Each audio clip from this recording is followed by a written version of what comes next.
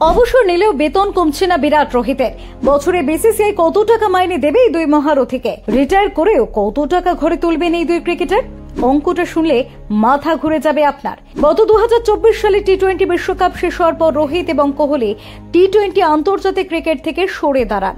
এরপর চলতি বছরের মে মাসে ইংল্যান্ডের বিপক্ষে আসন্ন 5 টেস্টের সিরিজ শুরু হওয়ার আগে তারা টেস্ট ক্রিকেট থেকে অবসরের ঘোষণা করে দিয়েছেন।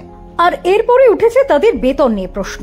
যদিও বোর্ডের তরফে বর্তমান বার্ষিক চুক্তি ঘোষণা করার সময় রোহিত কোহলি টেস্ট ফরম্যাট থেকে অবসরের সিদ্ধান্ত জনসমক্ষে জানাননি, ফলে চুক্তিতে তাদের ক্যাটাগরিতে কোনো পরিবর্তন আনা হয়নি। বরং অবসর ঘোষণা করলেও সেই চুক্তি অনুযায়ী তারা সকল সুযোগ সুবিধা পাবেন, যার কারণে তারা বার্ষিক কেন্দ্রীয় চুক্তিতে সর্বোচ্চ A+ ক্যাটাগরিতে বহাল থাকছেন। এর ফলে তারা ভারতীয় ক্রিকেট কন্ট্রোল বোর্ড তথা বিসিসিআই থেকে বছরে 7 কোটি টাকা করেই পাবেন বলে নিশ্চিত করেছেন বোর্ডের সচিব দেবজিৎ সাইকিয়া। সংবাদ সংস্থা ANI কে দেওয়া এক সাক্ষাৎকারে বোর্ডের সচিব দেবজিৎ সাইকিয়া বলেন, কোহলি এবং রোহিতের সঙ্গে যে চুক্তি হয়েছিল সেটাই থাকছে।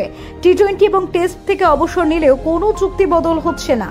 ওরা ভারতীয় ক্রিকেটের অংশ, তাই যে সুযোগ সুবিধা ওরা পাচ্ছে সেটাই পাবে। অর্থাৎ এর মাধ্যমে বোর্ড স্পষ্ট করেই দিয়েছে যে ফরম্যাট কমলেও এই দুই তারকার গুরুত্ব বোর্ডের কাছে অপরিবর্তিত। উল্লেখ্য, 14 বছরের দীর্ঘ টেস্ট ক্যারিয়ারে কোহলি 123টি ম্যাচ খেলে 9,230 রান করেছেন। অন্যদিকে রোহিত 67টি টেস্টে 4,301 রান সংগ্রহ করেছেন।